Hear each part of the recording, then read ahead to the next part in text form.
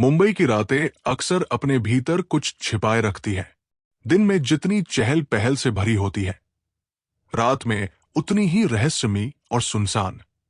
उसी रात सड़कों के बीच एक आदमी लड़खड़ाते कदमों से चला जा रहा था। हल्के नशे में डूबा, हर कदम उसके असंतुलन का गवाह था। आसपास के गहरे सन्नाटे में उसे बस अपने ही कदमों की आवाज सुनाई दे रही थी। पर तभी एक अजीब सी ठंडक ने उसकी रीढ़ में सिहरन दौड़ा दी। उसे लगा जैसे कोई परछाई उसके पीछे पीछे चल रही हो। जैसे ही उसने हिम्मत जुटाकर पीछे मुड़कर देखा, वहां बस घना अंधेरा था। घबराकर उसने तेजी से कदम बढ़ाने की कोशिश की, पर तभी उसके सामने एक विकराल आकृति प्रकट हो गई। एक लंबी, लगभग 9 फीट की परछाई। उसका चेहरा इतना घिनौना और विकृत था कि इंसान कहना भी कठिन था। उसकी आंखों में एक अजीब सी चमक थी, जो किसी दूसरी दुनिया का संकेत देती थी। वो आदमी बुरी तरह से कांप उठा और फिर अचानक उसकी चीख पूरे इलाके में गूंज उठी, मानो उसकी आवाज ने खुद रात के सन्नाटे को भी हिला दिया हो। जैसे ही वो डर से पीछे हटने की कोशिश करता, वो परछाई और भी पास आ गई। ठंडक और डर की तीव्रता से उसकी हड्डियां तक कांपने लगी। अगले दिन शहर के दूसरी ओर सुबह की पहली किरणें धीरे धीरे फैल रही थी। एक कमरे में अंजलि आराम से सोई हुई थी। लंबी रेशमी जुल्फें तकिए पर बिखरी और उसकी मासूमियत भरे चेहरे पर हल्की मुस्कान थी। उसकी खूबसूरती में एक सरलता थी, जिसकी चमक सूरज की पहली किरण में और भी निखर जाती थी। तभी अचानक उसकी नजर घड़ी पर पड़ी और उसकी आंखें हैरानी से फैल गई। अरे नहीं, आज फिर लेट हो गई। हड़बड़ाते हुए वो बिस्तर से उठी और जल्दी से तैयार होने लगी। दर्पण के सामने खड़े होकर बाल संवारते हुए उसने खुद को एक नजर देखा। उसकी आंखों में आत्मविश्वास की वही चमक थी जो हर सुबह उसे नई उम्मीदों से भर देती थी। कुछ ही मिनटों में वो पूरी तरह तैयार हो गई और अपने ऑफिस के लिए निकल पड़ी।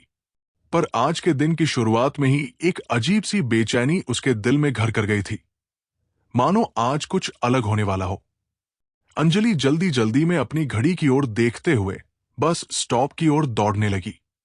उसके कदमों में हड़बड़ाहट थी और उसे यही लग रहा था कि वो और देरी नहीं कर सकती। पर जैसे ही वो मोड़ पर पहुंची, अचानक किसी से टकरा गई। सामने एक डिलीवरी बॉय था। आकर्षक चेहरा, तेज नजरें और हल्की मुस्कान जो उसे और भी रहस्यमयी बना रही थी। उसका नाम अर्जुन था। अंजलि कुछ पलों के लिए उसे देखती रह गई, मानो समय वही ठहर गया हो। अर्जुन के चेहरे पर हल्की मुस्कान थी, पर उसकी आंखों में एक अलगसी चमक थी जिसने अंजलि का ध्यान खींच लिया।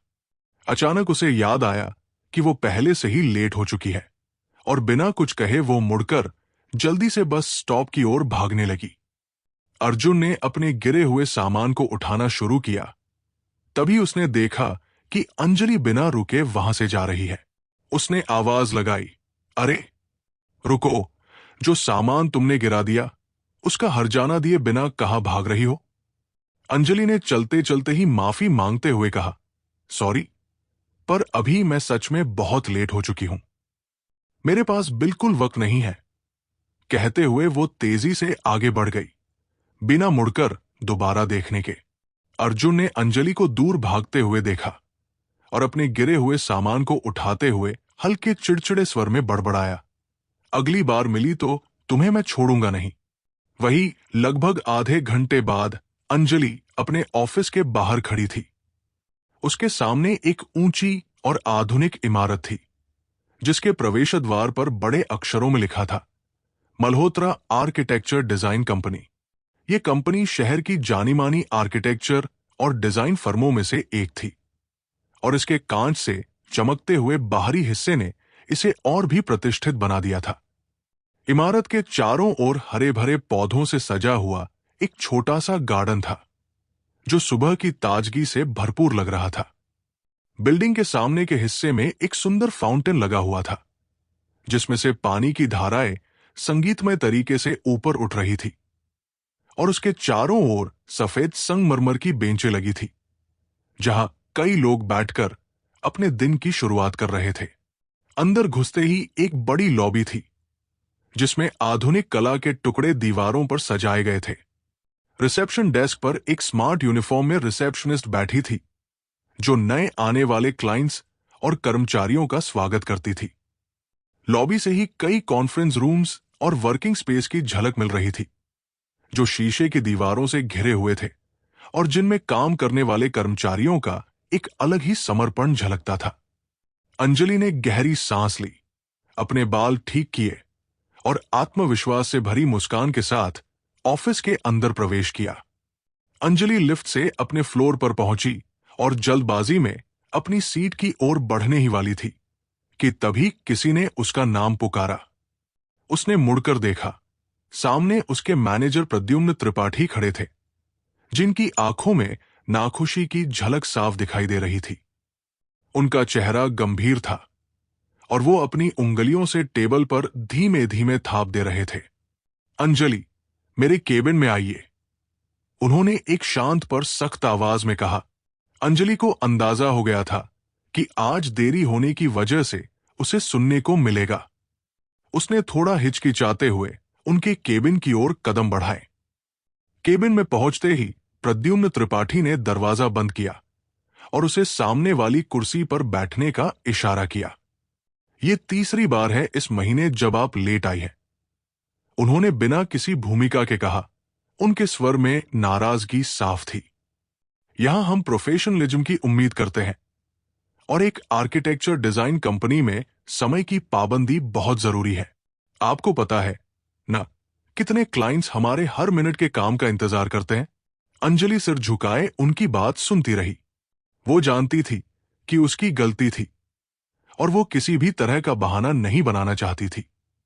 आज का दिन आपका आखिरी चेतावनी है, अंजलि, प्रद्युम्न ने सख्ती से कहा। उम्मीद करता हूं कि आप इसे समझेंगी। अंजलि ने धीमे से सिर हिलाकर सहमति जताई और माफी मांगी। प्रद्युम्न ने हल्के से सिर हिलाया और उसे वापस काम पर जाने का इशारा किया। केबिन से बाहर निकलते हुए अंजलि के मन में थोड़ी ग्लानि थी, लेकिन उसने जल्दी से खुद को संभाला। अपनी सीट पर जाकर उसने कंप्यूटर ऑन किया और काम में जुट गई। आज का प्रोजेक्ट किसी बड़े क्लाइंट के लिए था और हर छोटी बड़ी डिटेल पर ध्यान देना था। फाइलें खोलते ही उसकी ऊर्जा वापस लौट आई और उसने पूरी तल्लीनता से अपने डिजाइन पर काम करना शुरू किया। कुछ ही देर में उसकी उंगलियां कीबोर्ड पर तेजी से चलने लगी और उसकी आंखों में फिर से वही आत्मविश्वास की चमक लौट आई, जैसे सुबह की शुरुआत में थी। अंजलि अपने कंप्यूटर पर ध्यान लगाकर काम कर ही रही थी कि अचानक उसकी स्क्रीन ब्लैंक हो गई। कुछ क्षण के लिए वो असमंजस में थी। फिर उसकी स्क्रीन पर एक मास्क पहने हुए आदमी का चेहरा उभरा। उस आदमी की आंखें रहस्यमयी तरीके से चमक रही थी और उसके चारों ओर हल्की नीली आभा थी। वो धीरे धीरे बोलने लगा। उसकी आवाज में एक गंभीरता थी जो किसी गहरे रहस्य का संकेत देती थी। मेरा नाम आयुष है, उसने कहा, और मैं एक सोल यूजर हूं, अंदरूनी स्थल से। हमें अभी अभी सूचना मिली है कि दूसरी दुनियाओं के लोग अचानक जाग गए हैं और वे उन सभी के पीछे पड़े हैं जिनके पास गार्डियन स्पिरिट है। ये खतरा हमारी दुनिया के लिए भी है और इसीलिए हमें कुछ मजबूत सोल यूजर्स की जरूरत है जो इस चुनौती का सामना करने के लिए हमारे साथ आए। अगर तुम्हें अपने सोल स्पिरिट पर भरोसा है तो हमसे जुड़ने का साहस करो। समय कम है, हमें तुरंत अपनी तैयारी शुरू करनी होगी। अंजलि के चेहरे पर अविश्वास और हैरानी का मिलाजुला भाव था। वो अभी इस संदेश को पूरी तरह समझ भी नहीं पाई थी कि तभी उसकी ऑफिस की एक सहकर्मी आयशा उसके कंप्यूटर स्क्रीन में झांकते हुए बोली, ये तुमने अपनी स्क्रीन ब्लैंक क्यों कर दी है? काम पर ध्यान दो, इतना कुछ पेंडिंग है। अंजलि ने चौंकते हुए उससे पूछा, क्या तुम्हें ये आदमी दिखाई नहीं दे रहा क्या?